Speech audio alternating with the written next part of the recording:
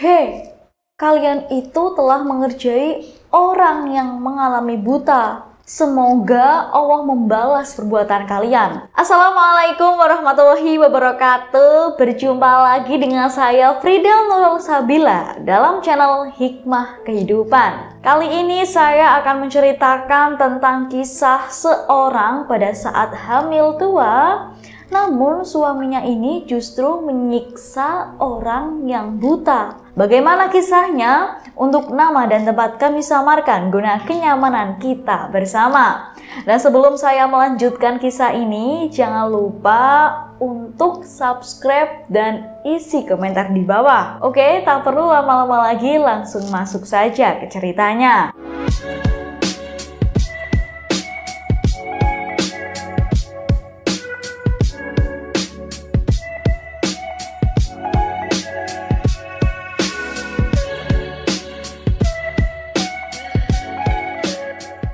Di saat istri sedang hamil, maka diharuskan suaminya ini mendukung istrinya dengan mendoakan kebaikan dan beramal soleh. Dan suaminya ini harus memperhatikan perilakunya dan jangan berbuat zalim dan juga bermaksiat. Sudah banyak dibuktikan bahwa ketika istrinya sedang hamil dan suaminya ini berbuat kebaikan, beramal saleh, maka anaknya pun lahir dengan sempurna dan memiliki akhlak yang baik pula. Dan seorang suaminya yang gemar membaca Al-Quran, maka anak yang telah dilahirkan pun pasti akan gemar membaca Al-Quran dan serta mengamalkannya. Lalu bagaimana dengan suaminya yang telah melakukan hal keburukan pada saat istrinya hamil ini? Kita sebut saja suami ini bernama Bapak Salim dan istrinya bernama Ibu Rini. Dan pada waktu malam hari, Pak Salim ini sedang nongkrong bersama teman-temannya. Dan dia pun asik bersenda gurau, bahkan tertawa terbahak-bahak. Dan biang keroknya ini adalah Bapak Salim tersebut, sehingga suasananya ini menjadi ramai seperti di pasar. Dan pada saat mereka ini sedang bercanda, tiba-tiba datanglah seorang ibu-ibu dan dia ini mengalami buta. Dan pada saat itu juga ibu buta ini malah jadi bahan bercandaan orang-orang tersebut. Dan dengan sengaja Pak Salim ini menjulurkan tangannya dan tiba-tiba si ibu buta ini pun terjatuh. Kemudian teman-temannya Salim ini yang pada saat itu nongkrong menertawakan ibu buta tersebut. Ibu buta ini pun mengalami kaget dan bahkan kesakitan. Ia pun ketika akan bangkit berdiri pun susah. Namun dengan keadaan yang seperti itu, justru teman-teman Pak Salim ini malah menertawakan lebih keras. Dan ibu ini pun merasa tersakiti dan sedih. Semakin keras tawa dari teman-teman Pak Salim ini membuat ibu buta ini pun marah.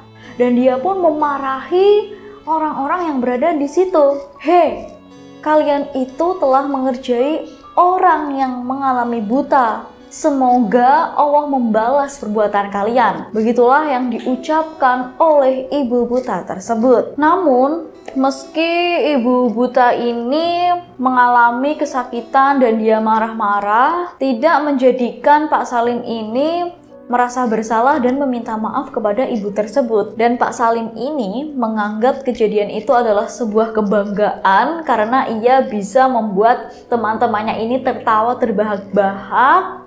Dan dia pun tidak memikirkan kalau yang dia lakukan ini adalah suatu perbuatan tercela. Dan setelah larut malam, akhirnya orang-orang yang sedang nongkrong itu pun pulang dan Pak Salim pun pulang ke rumahnya. Dan setelah Pak Salim ini sampai di rumahnya, ia melihat istrinya ini sedang kesakitan dan kemungkinan istrinya ini akan melahirkan. Lalu istrinya ini pun menanyakan kepada Pak Salim tersebut, "Pak, kamu ini dari mana sih?" Dengan santainya Pak Salim ini pun menjawab, "Loh, saya ini habis nongkrong dong dengan teman-teman." Dengan merasa kesakitan, istrinya pun mengatakan bahwa, "Saya ini kesakitan, Pak. Sepertinya ini saya mau melahirkan pada malam ini juga." Dengan mendengarkan ucapan tersebut, Pak Salim pun kaget dan dia pun bersiap untuk bergegas menuju ke rumah sakit mengantarkan istrinya tersebut. Sesampainya di rumah sakit dan beberapa jam berlalu, Pak Salim pun tidak mendengarkan suara tangisan bayi dari ruang persalinan tersebut. Dan akhirnya Pak Salim ini pun bingung, kok saya sudah lama di sini tapi saya kok tidak mendengarkan suara tangisan bayi ya? Apa saya tinggal keluar dulu kali ya? Begitupun yang diucapkan oleh Pak Salim bahwa Pak Salim ini akan keluar meninggalkan rumah sakit tersebut. Namun Pak Salim ini meninggalkan nomor ponselnya ke pihak rumah sakit bahwa ketika ada sesuatu yang dibutuhkan dari pihak rumah sakit ini bisa menelpon Pak Salim tersebut. Baru beberapa menit Pak Salim ini sampai di rumahnya,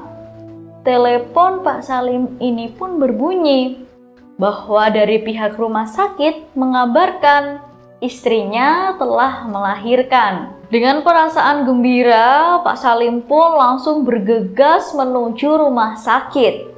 Dan sesampainya di rumah sakit, Pak Salim pun menanyakan kondisi istrinya tersebut kepada perawat yang ada di situ. "Di manakah anak dan istri saya dan bagaimana kondisinya, suster?" Lalu suster ini pun menjawab, "Silahkan Bapak menemui dokter dulu ya Pak, biar lebih jelas." Setelah Pak Salim mendengarkan kata tersebut pun langsung bergegas menuju ke ruang dokter. Pak Salim ini sudah tidak sabar ingin ketemu anak dan istrinya. Namun susternya ini menghalangi bahwa Pak Salim ini disuruh menemui dokternya terlebih dahulu. Pak Salim pun di situ pun sempat marah karena ia sudah ingin sekali menemui anak dan istrinya. Dan setelah Pak Salim ini menemui dokter, dokter pun mengatakan kepada Pak Salim, "Pak, anak Bapak ini mengalami cacat di bagian kedua matanya dan sepertinya anak Bapak ini akan kehilangan penglihatannya." Ucapan dokter tersebut membuat Pak Salim kaget dan merenungi akan hal yang terjadi. Lalu Pak Salim ini pun menghentak dari perkataan dokter tersebut. "Apa? Anak saya cacat?" "Iya Pak, anak Bapak ini cacat. Ikhlas ya Pak, ini sudah ketentuan dari Allah." Salim ini pun masih belum percaya. Ia pun marah-marah kepada dokternya. "Gak mungkin, anak saya ini gak mungkin cacat." Dengan perkataan seperti itu, Pak Salim ini pun mengatakan dengan penuh derayan air mata bahwa Pak Salim ini tidak percaya kalau anaknya ini cacat. Di tengah kesedihannya, Pak Salim pun kembali mengingat kejadian pada saat Pak Salim mengerjai ibu-ibu yang mengalami buta tersebut. Ia pun merenungi, "Jadi ini ya Allah pembalasanmu." Pak Salim pun kembali menangis dengan penuh penyesalan. Semoga kisah tersebut bisa dijadikan kita sebuah pelajaran bahwa kita tidak boleh sewenang-wenang dengan kaum yang memiliki kekurangan. Karena ketika mereka berdoa, sesungguhnya doa orang teraniaya maka akan cepat dikabulkan oleh Allah Subhanahu wa Ta'ala. Begitulah kisah yang dapat saya sampaikan, semoga bisa bermanfaat dan bisa dijadikan pelajaran untuk kita semua. Tetap dukung channel kita dengan cara like, komen, dan subscribe. Terima kasih, mohon maaf apabila ada tutur kata yang kurang berkenan. Wassalamualaikum warahmatullahi wabarakatuh.